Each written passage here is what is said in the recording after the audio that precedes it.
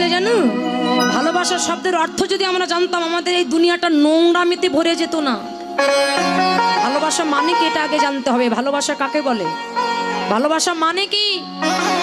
আজকাল জগতে ছেলে মেয়েরা ভালোবাসায় ফাউল হয়ে গেছে, কিন্তু এরা ভালোবাসার শব্দের অর্থ কি এটা যদি জানতো, তাহলে পৃথিবীটা আমাদের ভক্তিতে ভরে যেত। ভালোবাসা, আচ্ছা ভালোবাসা যদি উল্টানো হয় তাহলে কি হয় বাবা? ভালোবাসা উল্টাইয়ে দেন তাহলে কি হবে? কি হয়? ভালোবাসা উল্টালে কি হয়? উল্টালে কি হয় বলুন? কি হয়? বাসা, বাসা ভালো, ভালোবাসা, বাসা ভালো।